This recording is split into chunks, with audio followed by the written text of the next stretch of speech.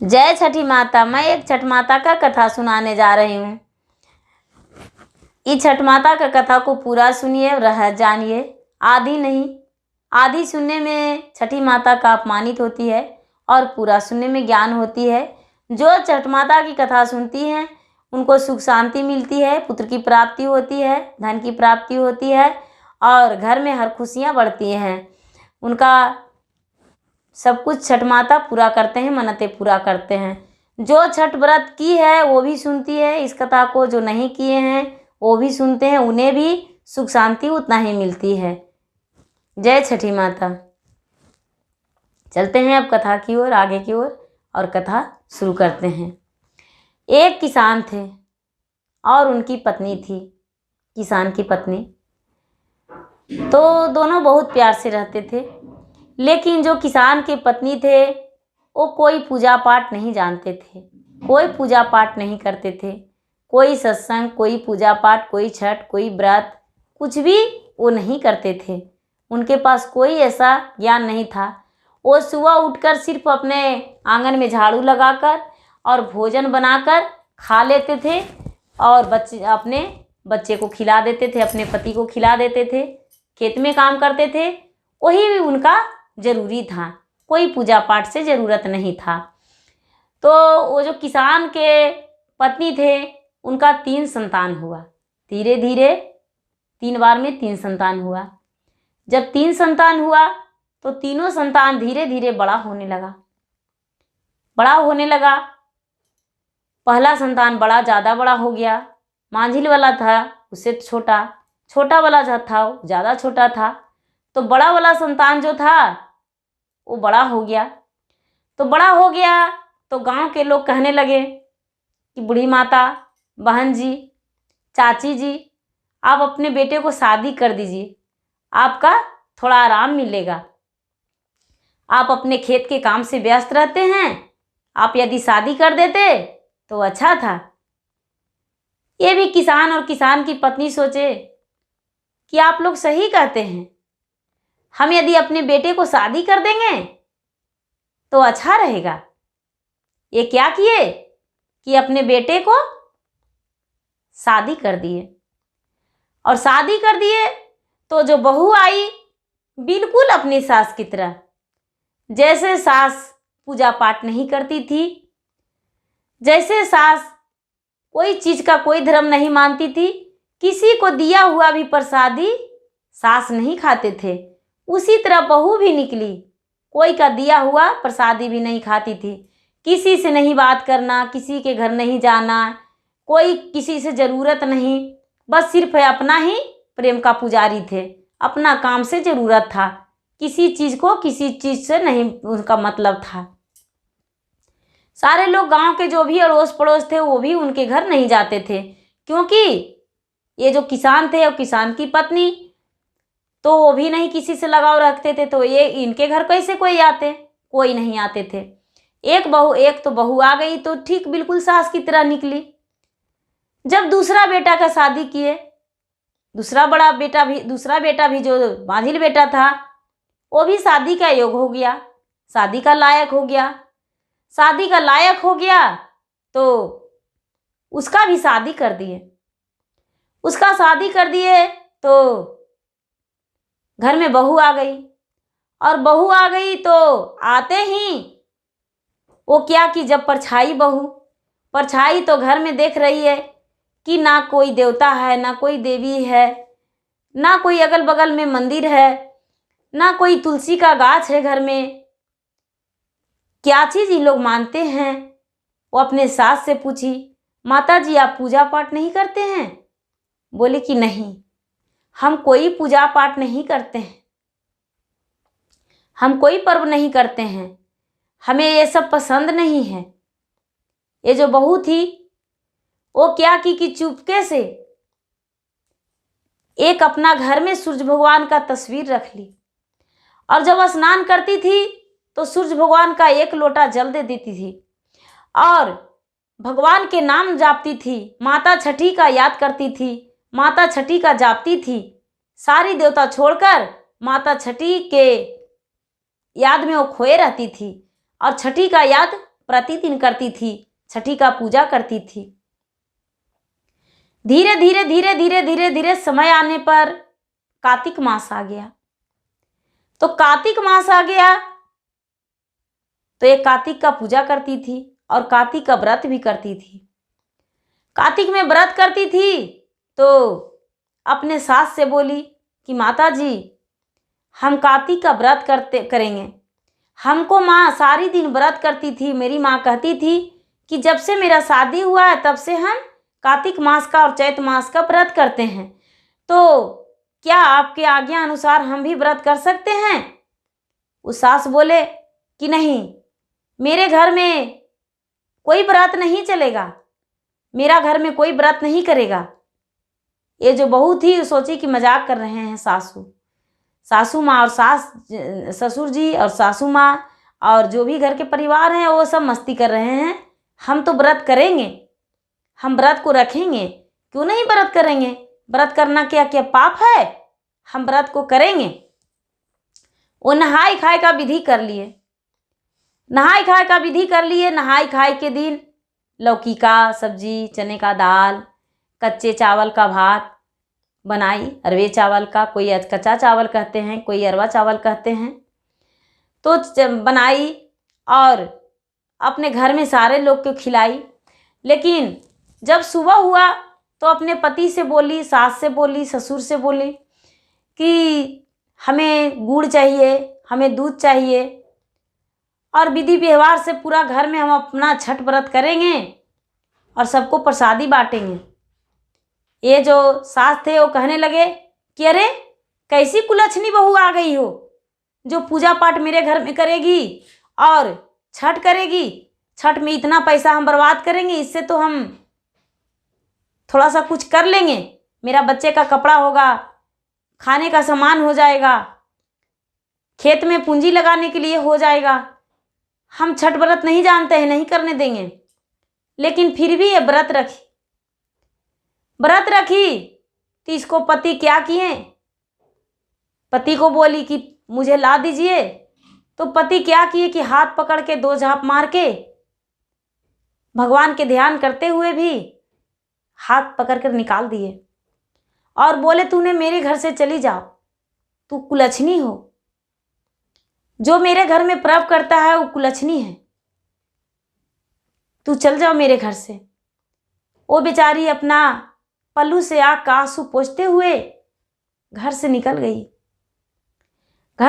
गई और निकल के और थोड़ी दूर गई और भगवान को याद करने लगी कि हे सूर्यदेव, हे षष्ठी माता, अब आप ही निवारण करने वाले हैं, मेरे पीछे कोई सहारा नहीं है, हम माँ के घर भी नहीं जा सकते हैं।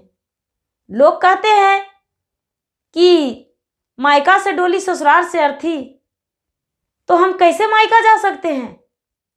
आप ही मेरा सहारा बनिए। हे सूर्यदेव, मेरे आप माता हैं, पिता हैं, सब कुछ हैं, मेरा मदद कीजिए। हे छठी माता, ऐसा कहते और जापते निकल गई तो कुछ दूर गई, शाम होने वाला था कि एक 7 साल का बच्ची आगे छेक ली और कहने लगी कि दीदी आप कहाँ जा रहे हैं, हमें भी बताइए, हम भी आपके साथ चलेंगे। एक कहने लगी बहन तू कहाँ जाओगी मेरे साथ, मेरा तो कोई नहीं है, आज हम व्रत में हैं, छठी माता का व्रत में, और मेरे सास ससुर पति जेठ जेठानी सब मिलकर मुझे निकाल दिए हैं, हम कहीं जा रहे हैं, कोई तालाब कुआं में डूबकर अपना प्राण को त्याग देंगे, क्योंकि भगवान के ध्यान में हैं, तो ध्यान तो मेरा पूरा हुआ नहीं, अब कैसे करके हम घर लौटेंगे। ये जो छठी माता थे एक बालक के रूप में थे, वो आंचल पकड़ लिए, आंचल पकड़ के और बोले कि चलो बहन जी हम तुम्हारे साथ चलेंगे, तू जहाँ जाओगी जहाँ हम भी चलेंगे। ये बोले कि आज हम उपवास में हैं, भगवान के ध्यान में हैं, लोहंडा किए हैं, तो हम तुम्हें कैसे ले जा सकते हैं, मेरा तो खुद नहीं ठिकाना है, तो तुम्हारा ठिकाना हम कैसे दे सकते हैं। फिर भी वो जो छठी माता थे वो पल्लू इसका नहीं छोड़े, लड़की का रूप में थे, नहीं छोड़े। बोले दीदी तू जहाँ जाओगी वहाँ हम भी जाएंगे, क्योंकि मेरा भी माता पिता कोई नहीं है। चलो तू रास्ते में मिल गई हो तो हम तुम्हारा ही हाथ धर के चलेंगे। चलते चलते चलते चलते एक मंदिर था, एक मंदिर था, तालाब के ऊपर मंदिर था, वहां पर तालाब था और तालाब के पास एक मंदिर था। मंदिर था तो मंदिर में एक पुजारी थे। ये जो लड़की थी वहां पर चली गई इसके साथ और जाकर और मंदिर में गई और बोली कि बाबा, ये जो छठी माता थे वो मंदिर में गए और जाकर बोले बाबा हम दो बहनें हैं, हम दो बहन हैं और जो मेरा दीदी है वो आज व्रत की है और इसका सास और ससुर घर से निकाल दिए हैं। आपके पास भगवान के भोग लगाने के लिए चावल मिल जाएगा। ये जो पुजारी बाबा थे वो बोले हाँ मेरे पास है चावल। वो क्या किए कि पुजारी थे उनके पास थोड़ा सा दूध भी था, दूध भी दे दिए, मिश्री दे दिए और थोड़ी सी चावल दे दिए और बोले कि लो एक मिट्टी का हड़िया दे दिए और मटकी देकर बोले लो इसमें बना लो खीर, भगवान का भोग लगा लो। ये क्या कि खीर बनाकर भगवान के भोग लगा दी। भगवान के भोग लगाकर हाथ जोड़कर रोने लगी और कहने लगी कि हे भगवान आप कितना बड़ा हमसे परीक्षा ले रहे हैं, आपको ध्यान किए तो घर से बेघर हो गए, अब क्या करें हम। अब एक ही बाकी है जो अपना प्राण को त्याग सकते हैं, इसके अलावा तो हम कुछ भी नहीं कर सकते हैं। भगवान जो थे वो तो खुद छठी माता साथ में थे, इसका पुकार तो खुद सुन रहे थे। पुकार करके रो करके किसी तरह से वो जो लड़की थी वो बोली कि दीदी चुप रहो, तुम्हारा पुकार जो है भगवान सुनेंगे, छठ माता सुनेंगे और तुम्हारी हर मनोकामना को पूर्ण करेंगे, दीदी तुम चुप रहो। ऐसा कह के और उसे सांत्वना दी। वो चुप होकर और भोजन कर ली। भोजन कर ली और रात में जब सोई है तो सोच रही है कि आज का दिन तो भगवान का भोग लगा दिए, लेकिन कल के दिन हम अर्घ कैसे देंगे बहन। ये जो लड़की थी छठी माता जो थे वो बोलने लगे कि बहन ध्यान चिंता मत करो, भगवान का महिमा अपरंपार होता है, छठी माता का महिमा अपरंपार होता है। हो सकता है कि भगवान तुम्हें सारी चीज जुटा दे सूर्य देव का कृपा से। यदि सच्चे प्रेम से तूने सूर्य की पूजा की होगी तो तुम्हारे लिए भगवान सारी फल दे देंगे। ये बोली कि ठीक है। वो ऐसा ही जपते जपते सो गई। जब सो गई तो ये जो छठी माता थे ये तो खुद जगतर की रानी है, जगतर की रानी तो अपने हैं। तो वो क्या किए कि रात में सूप दौरा फल सब कुछ लाकर इसको जिमा कर दिए।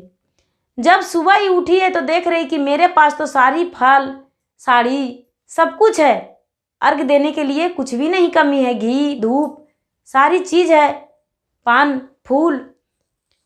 ये देखी तो कहने लगी कि अरे बहन ये तो सारी चीज भगवान ने मेरे पास धर दिए, हम तो अर्घ खुशी खुशी दे देंगे।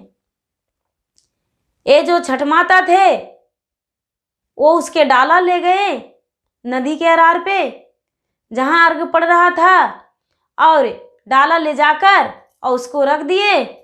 इसका सूप दे दिए हाथों पे, इनका मांग में सिंदूर लगा दिए और अर्घ ये आराम से दे दी, खुशी खुशी अर्घ दे दी।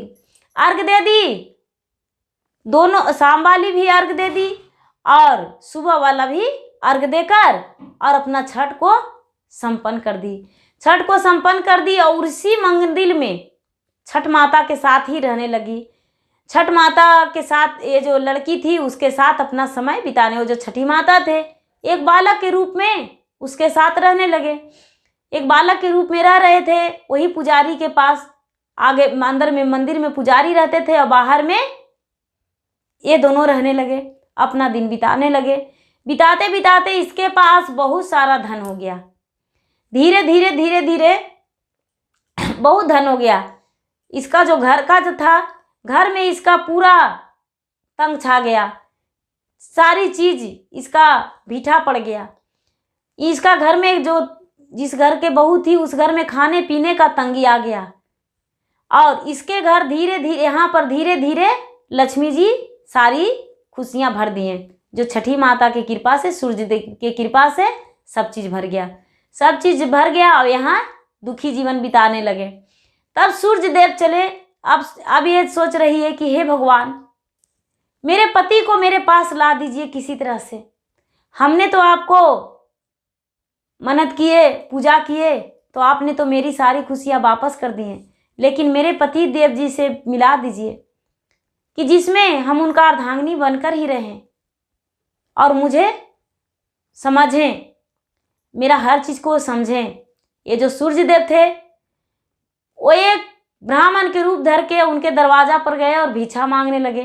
तो इनको जो सास थी वो कहने लगी कि बाबा भिक्षा तो क्या देंगे, मेरे पास तो कुछ भी नहीं है। सूर्य देव थे, वो बोले कि माता राम, आपने किसी को अपमान किया है, इसीलिए तुम्हारे पास खाने पीने का तंगी है। ये बोले कि नहीं, हम किसी का कोई अपमान नहीं किए हैं। ये बोले कि देखिए, तुम्हारे पास कोई बहू थी, वो उपवास में थी, भगवान के ध्यान में, उसे तूने हाथ पकड़ के निकाल दिया है। जब तू उसे वापस ले आओगी खोज ढूंढकर, तब तुम्हारे घर धन संपत्ति हो जाएगा, और नहीं तो तुम्हारे पास कुछ भी नहीं होगा। तुम रोड पर रहोगी, तू भीख मांगोगी। इसको जो तीनों पुत्र थे इस बात को सुनकर और ध्यान में ले आए कि उसे ढूंढकर लाना है। उसी समय तीनों पुत्र निकल गए ढूंढने को लिए। ढूंढते ढूंढते ढूंढते ढूंढते इसके पास चले गए। इसको जो पति थे वही इसको पास पहुंचे। अपने पत्नी को देखकर और पत्नी से क्षमा मांगे और कहने लगे कि घर चलो, हम तुम्हें ढूंढने आए हैं, लेने आए हैं। यदि तू घर नहीं जाओगी तो हम भी तुम्हारे साथ ही रहेंगे। ये कहने लगी। ये जो छठी माता थे वो बोले कि बहन तू चली जाओ घर, हम जाते हैं अब अपना घर। ये बोली बहन, तूने मेरे साथ इतना दिन रही, मेरा दुख सुख में रही, सारी दुख बाटी, और आज तू कहाँ जाओगी।